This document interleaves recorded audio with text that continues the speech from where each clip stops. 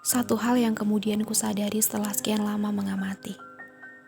Tidak hanya mengamati perjalanan sendiri, melainkan juga perjalanan hidup orang lain.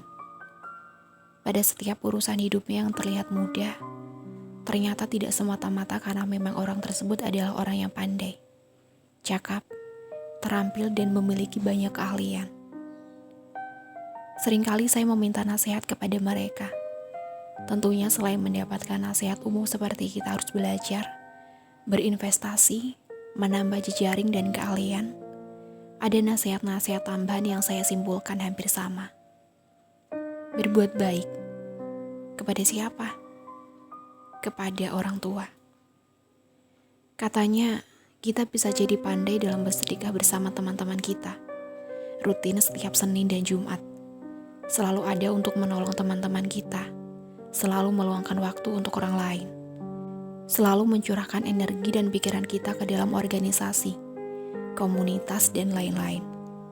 Tapi bisa jadi kita jarang hadir di rumah, tidak meluangkan waktu untuk orang tua kita, tidak membantu meringankan pekerjaannya, sesederhana membersihkan kamar kita, membukakan pintu dan menutup pintu pagar ketika orang tua hendak keluar atau masuk rumah, merapikan meja makan, dan hal-hal yang tampak sederhana dan seolah tak bernilai bagi kita, dibanding dengan aktivitas kita di luar rumah. Temanku yang lain yang tampak biasa-biasa saja, tidak ada yang spesial dengan kemampuan akademiknya di kampus, pun tidak menjadi pejabat penting dalam organisasi.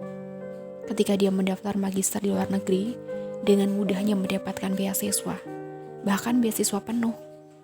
Lulus dari sana langsung mendapatkan pekerjaan yang sangat baik. Ketika para lulusan yang lain masih bingung mencari pekerjaan ketika pulang. Tentunya kalau orang lain yang tak mengenal bagaimana orang tersebut, tidak akan tahu kalau temanku tersebut adalah orang yang selalu ada untuk orang tuanya. Bahkan ketika ada urusan organisasi dan orang tuanya meminta tolong untuk diantar ke suatu tempat, dia tak segan untuk meminta izin ke organisasi dan memilih mengantar orang tuanya. Dulu, sebagai seorang aktivis, mungkin agak jengkel ketika ada anggota yang tidak bisa hadir karena ada urusan keluarga. Tapi hari ini, semakin dewasa, saya menjadi lebih paham skala prioritas seseorang.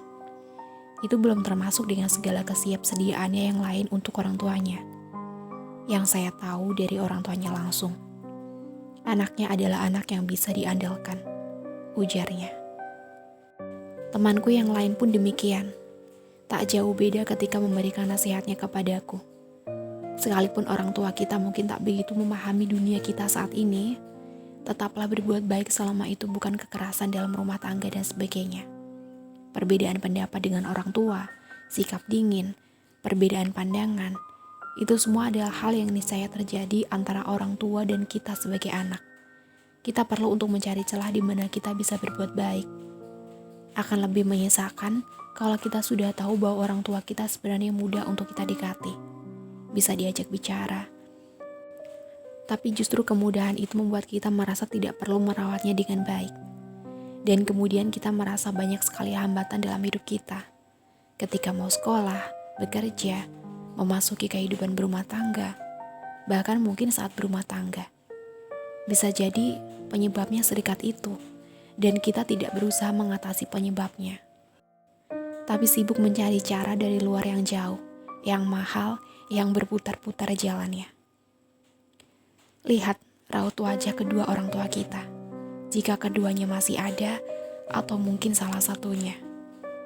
Yang mulai menua, tenaganya tidak sekuat dulu, yang telah menyiapkan makanan di rumah yang jarang kita makan, yang setiap pagi membangunkan kita tapi kita tak kunjung mau beranjak bangun. Setiap hari harus mengurus rumah seisinya dan kita masih mengeluh karena rumah ini terasa tidak hangat.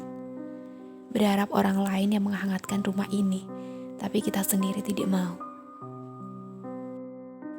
Tak terlintas dalam benak kita untuk mengantar orang tua kita ketika mereka ada urusan. Menemani yang berkunjung silaturahmi, ke rumah sakit, membeli makan.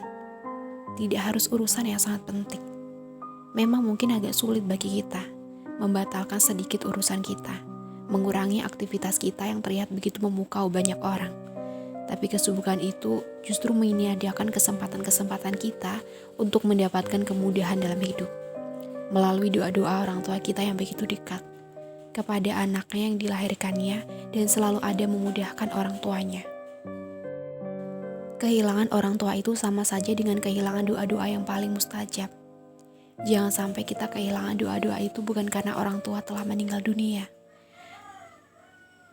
Mereka masih ada di sekitar kita, tapi kita sudah kehilangan doa-doa mustajab tersebut karena kita tidak pernah memintanya, tidak pernah meluangkan waktu untuknya, dan tidak pernah hadir sebagai anak yang dulu pernah diberikan kasih sayang yang begitu besar ketika masih kecil. Ketika sudah besar, anak-anaknya tak lagi mau sedekat dulu, tak lagi menunjukkan keinginannya untuk dekat dengan orang tuanya. Seolah-olah anak tersebut tidak menginginkan kehadiran orang tuanya. Bahkan dianggap orang tua sebagai penghambat langkah kakinya.